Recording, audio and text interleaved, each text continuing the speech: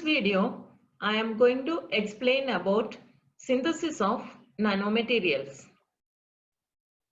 Nanomaterials are synthesized by two different techniques. One is the top-down approach and the second one is the bottom-up approach. In top-down approach, bigger materials are broken down into smaller nano-sized materials by physical method. In bottom-up approach, the nanomaterials are built from the bottom, atom by atom, molecule by molecule, or cluster by cluster in orderly assembly of growth species. So in this unit, we are going to study detailed about the bottom-up approach. So why we are going to study about bottom-up approach is the advantages of bottom-up approaches are more. So these methods are simple, versatile, and economically viable. And bottom-up approach provide better control over chemical composition, size, microstructure, and aspect ratio of nanomaterials. Nanomaterials with less defect and high purity can be synthesized by bottom-up approach.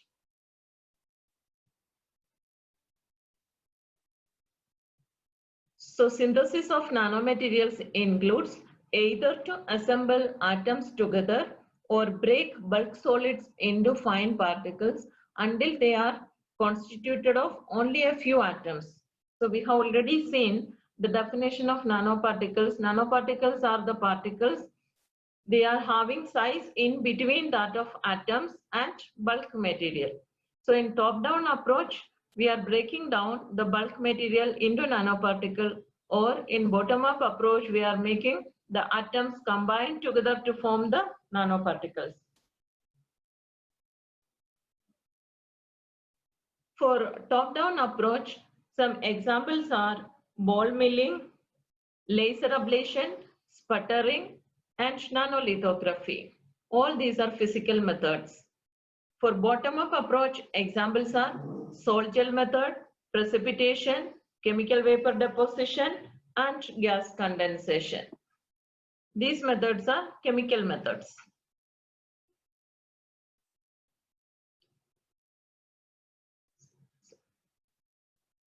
So in this unit, we are going to study about three bottom-up approach methods.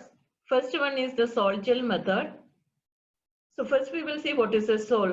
A sol is a stable dispersion of colloidal particles or polymers in a solvent. The particles may be amorphous or crystalline with a few nanometer in size. A gel consists of a three-dimensional continuous network of the salt particles which encloses a liquid phase. So a salt gel process, or it is called as gelation, it is a change from a liquid state to a gel state through polycondensation reaction.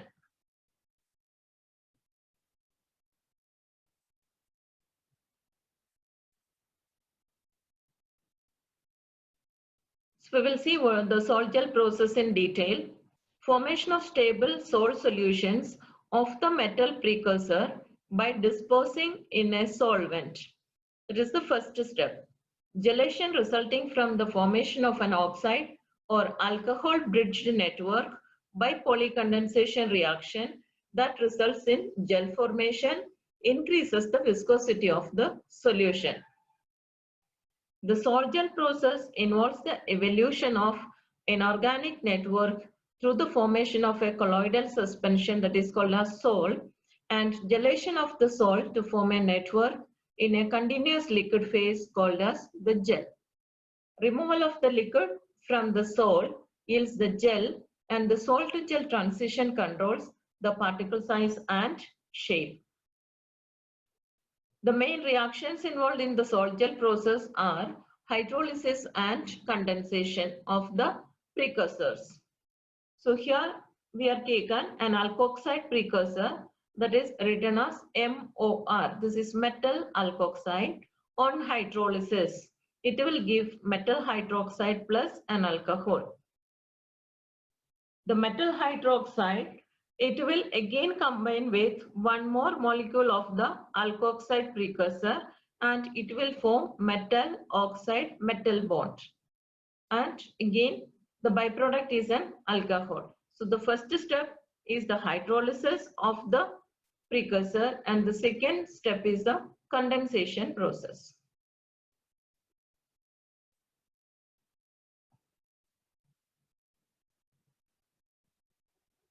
Next step is the aging of the gel.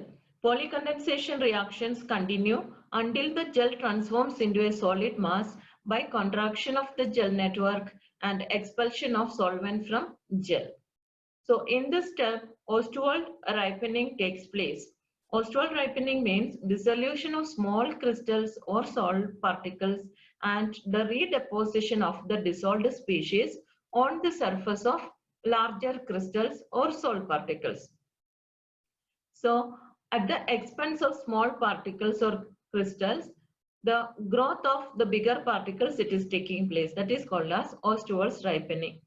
So here phase transformation also takes place in this step. So aging of the sol is very important step. Here we can control this step and we can get desired size and shape of the nanomaterial. Next step is the drying of the gel. Water and other volatile liquids are removed from the gel network and changes in the structure of the gel also takes place. If the gel is dried by evaporation, gel network will collapse and a zero gel is formed. If drying is performed under supercritical conditions, the network structure may be retained and a gel with large pores may be formed. This is called an aerogel and the density will be very low for this type of gels.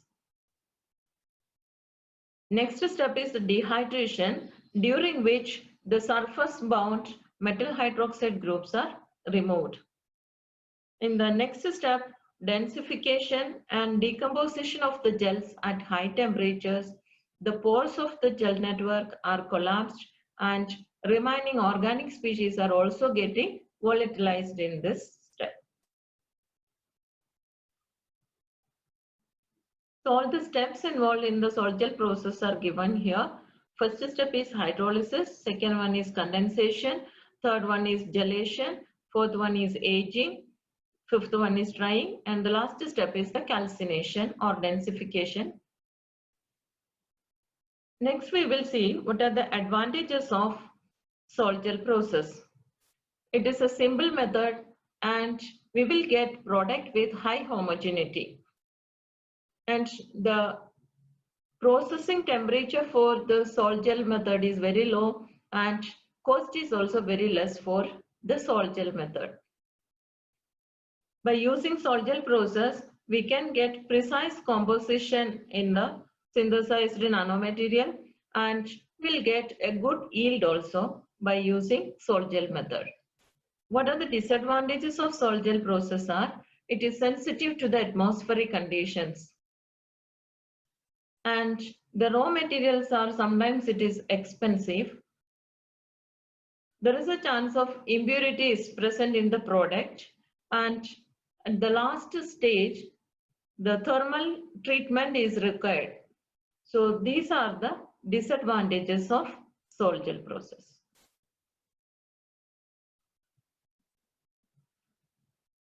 The second method is precipitation method to synthesize the nanomaterials. So in this method, an inorganic metal salt like chloride or nitride is dissolved in water to form a metal hydrate. So the metal cations exist in the form of metal hydrate species. If you are taking an aluminium salt or iron salt, it will be forming AlH2O3+ or FeH2O6 respectively. Metal hydrate species is hydrolyzed by the addition of sodium hydroxide or ammonium hydroxide. The hydrolyzed species condensed with each other to form metal hydroxide. The obtained product is washed, filtered, dried and calcined at elevated temperature in order to obtain the final product. All the steps involved in the precipitation method is shown here.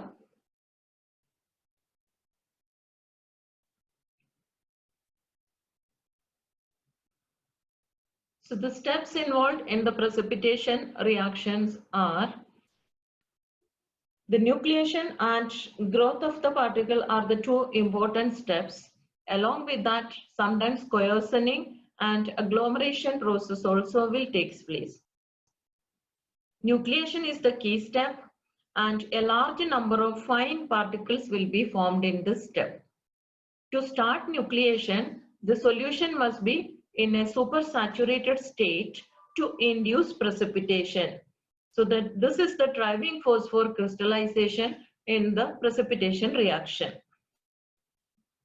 Secondary processes such as Ostwald's ripening and aggregation affect the size, morphology, and properties of the products.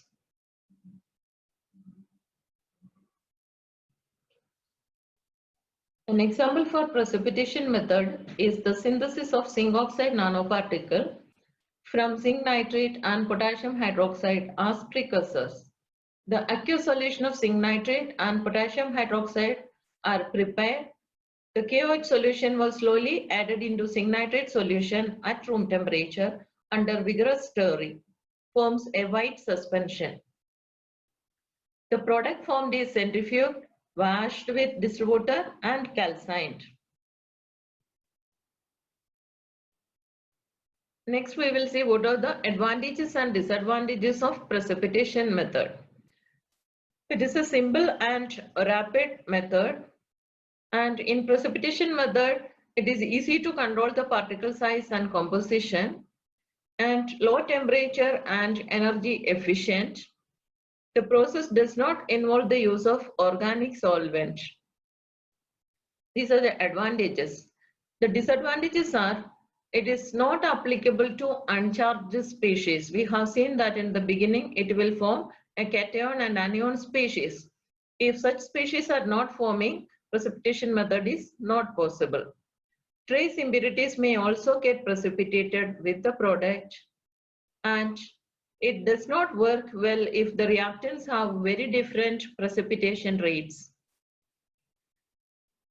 And precipitation method is, in precipitation method, it is impossible to control the size of the particles, agglomeration of the particles. The third method is chemical vapor deposition method. It is also called as CVD method.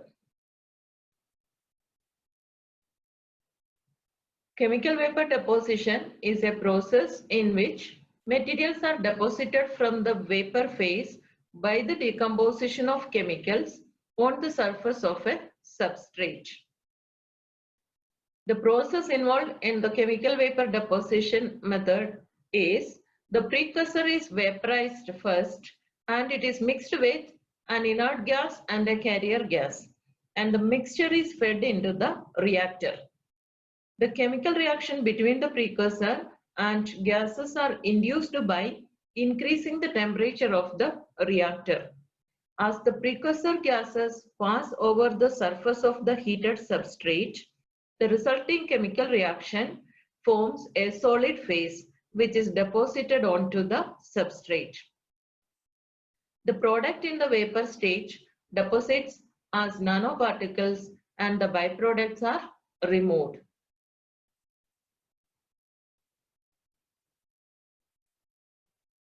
So here in this diagram, it is shown a chemical vapor deposition chamber.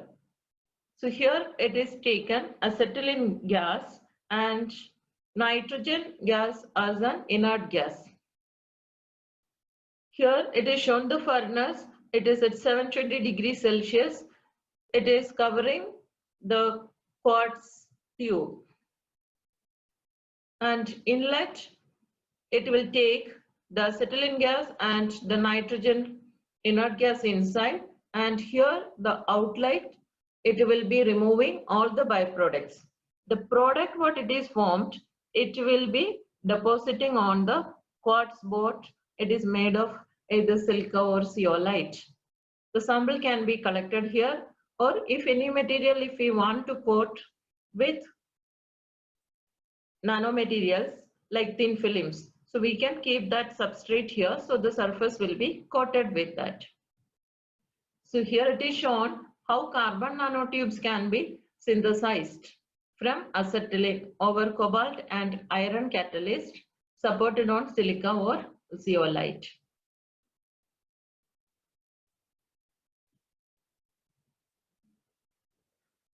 The steps involved in a CVD method are a predefined mix of reactant gases, inert gases, and the carrier gas are introduced at a specified flow rate into the reaction chamber.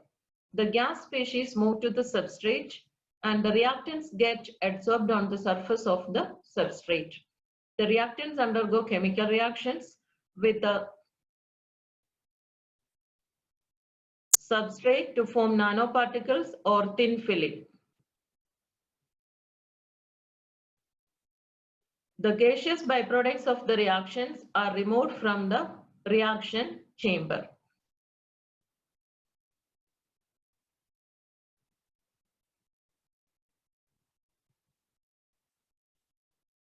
The advantages of chemical vapor deposition method are high growth rate and high purity. It can deposit materials which are hard to evaporate and good reproducibility of the reactions. A uniform thickness and low porosity coatings even on substrates of complicated shape, and capability of localized or selective deposition, fine-grained and increased hardness over other coating methods. To deposit thin films in the semiconductor industry, it is widely used. Disadvantages of chemical vapor deposition method are high temperature is required. Precursors must be highly volatile. If the precursors are not volatile, that precursors cannot be used in CVD method. Gaseous byproducts of the process are usually very toxic, so it has to be treated properly.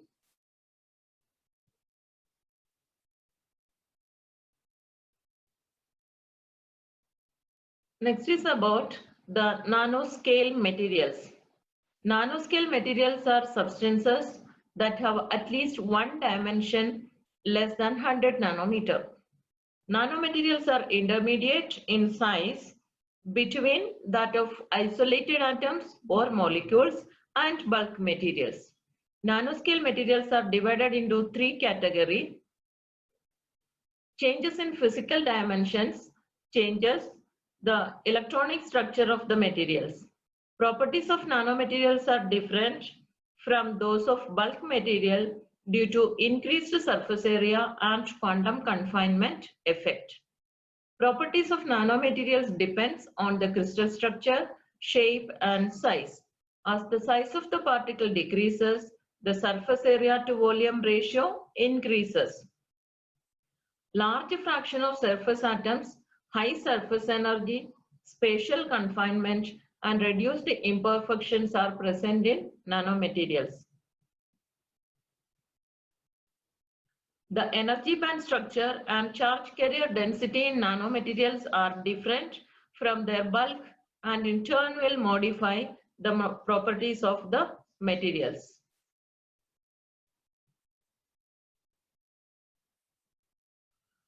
So in this unit, we are going to study about three types of nanoscale material.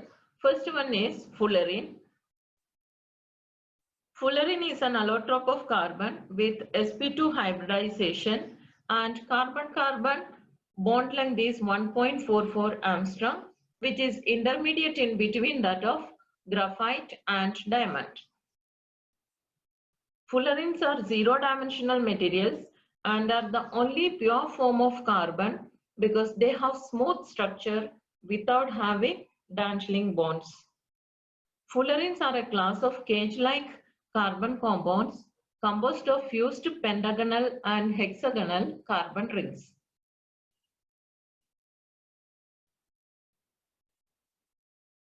C60 contains 20 hexagons and 12 pentagons, looks like a soccer ball and called Buckminster Fullerene or Buckyball as a tribute to Richard Buckminster Fuller, an architect who built geodesic dome.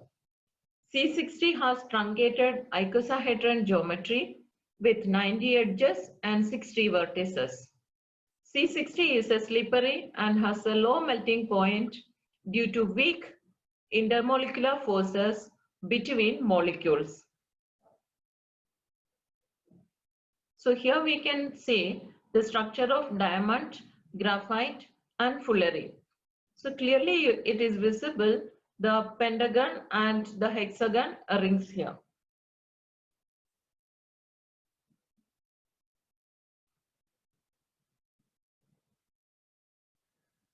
Fullerenes are made by heating graphite in an electric arc in presence of inert gases such as helium or argon.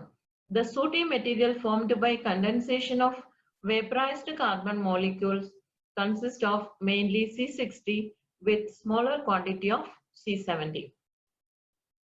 The application of fullerenes are: it can be doped with alkali or alkaline earth metals to form a superconductor. Fullerenes can be used as a promising material for the synthesis of micro electromechanical systems. It can be used as a lubricant coating. It can be used in drug delivery systems. In fuel cells, the use of fullerenes to store hydrogen as a fuel and to enhance catalytic activity and stability of fuel cell anodes, and also act as electrocatalyst for oxygen reduction at the cathode are the applications. Making bulletproof vest with inorganic buckyballs like tungsten disulfide is also an application of fullerene.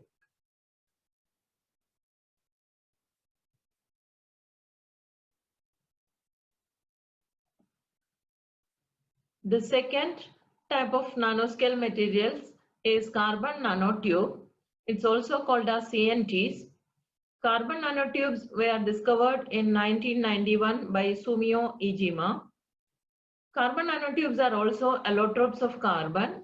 They are one-dimensional cylindrical tube with central hole formed by rolling up of graphene sheet. Each cylinder wall consisting of a sheet of carbon atoms arranged in hexagonal rings. The cylinders usually have closed ends with length in micrometer and diameter in nanometer. Usually the length of the carbon nanotubes will be 2 to 10 micrometer and diameter will be within 1 to 50 nanometer. The properties of carbon nanotubes are: they are 100 times stronger than steel, but only 1/6 as dense as steel. It conducts heat and electricity better than copper. Carbon nanotubes are having high tensile strength than steel. And carbon nanotubes are having high corrosion resistance and thermal conductivity. The length of a nanotube is very long compared to its width. So nanotubes are having high aspect ratio. Aspect ratio is the ratio between length of the material by width of the material. So here the carbon nanotubes are having one-dimensional material. The length is high, but the width is too low. So the aspect ratio will be very high. Next is about the types of carbon nanotubes. It is classified into two types.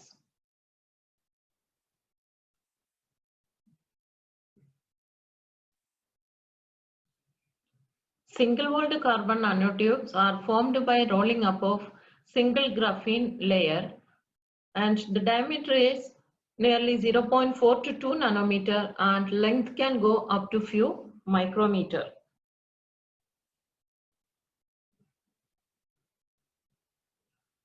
Multi-walled carbon nanotubes are formed by rolling up of 2 or more concentric graphene layers with van der Waals force between adjacent tubes. and the diameter varies from 2 to 100 nanometer and length can go up to few micrometers. So here it is shown a single-walled carbon nanotube and a multi-walled carbon nanotube.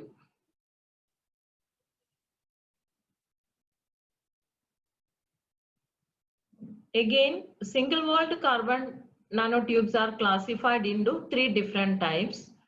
They are armchair nanotubes, zigzag nanotubes, and chiral nanotubes.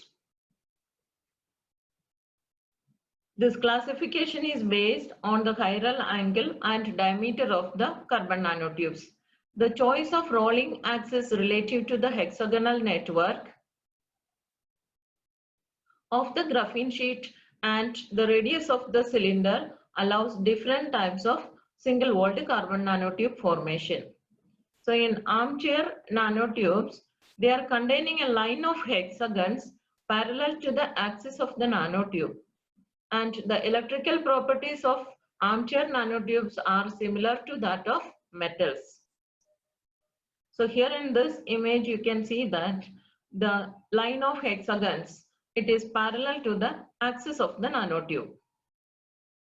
The second type is the zigzag nanotubes, where there is a line of carbon bonds down the center. So here we can see that. And the electrical properties of zigzag nanotubes are similar to that of semiconductors. And the third type is the chiral nanotubes, which exhibit a twist or spiral around the nanotube.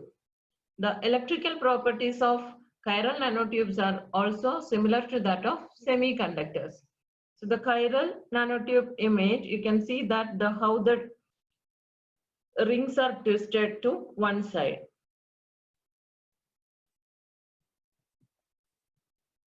Carbon nanotubes are synthesized by CVD method. In CVD method, we have seen that by using acetylene, how it is synthesized, using cobalt or iron as a catalyst, or silica or zeolite. The application of carbon nanotubes are used as a new semiconductor material to produce diodes and transistors, used as a new reinforcement material in nanocomposites, to absorb radiation in IR region and transfer heat energy to surrounding medium, and this property can be used in cancer therapy. And it can be used as electrode material in lithium rechargeable batteries also.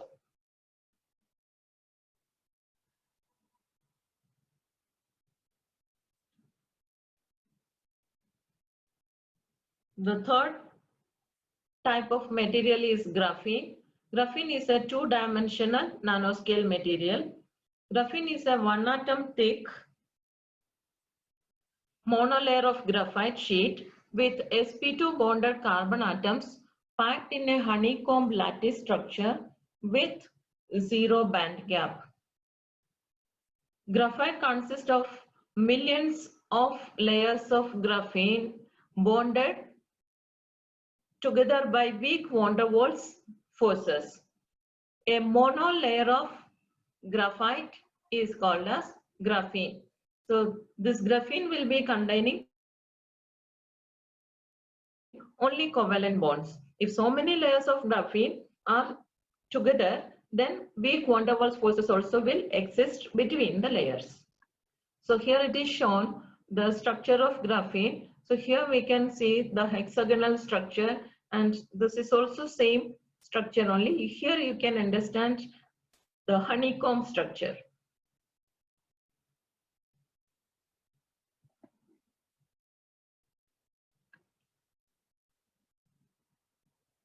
The properties of graphene are, it is the lightest, strongest and thinnest material, and it is harder than diamond but elastic than rubber. Graphene is 200 times stronger than steel but lighter than paper. And it is a better conductor of heat. And graphene is optically transparent but so dense that it is impermeable to gases. And graphene is a zero band gap semi-metal with very high electrical conductivity due to the presence of delocalized electrons. And graphene is having a high melting point due to the presence of strong covalent bonds between the carbon atoms.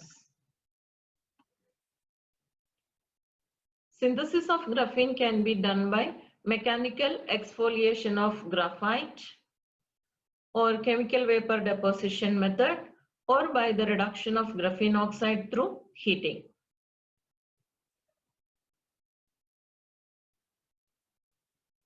Next is the application of graphene. Graphene is having high electric conductivity and light transmittance. Nanographene can be used as a transparent conductive electrode.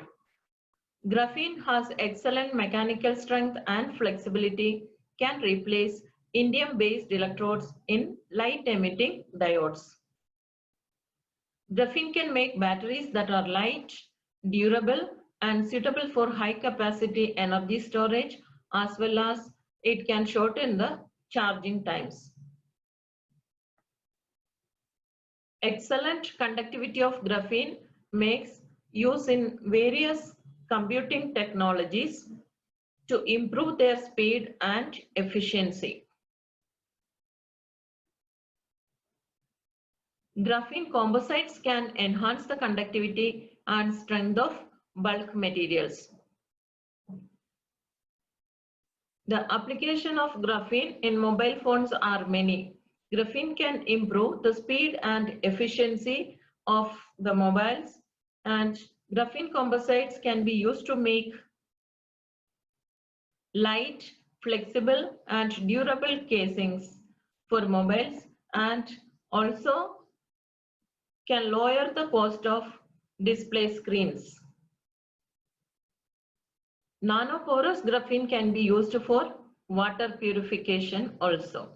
These are few applications of graphene.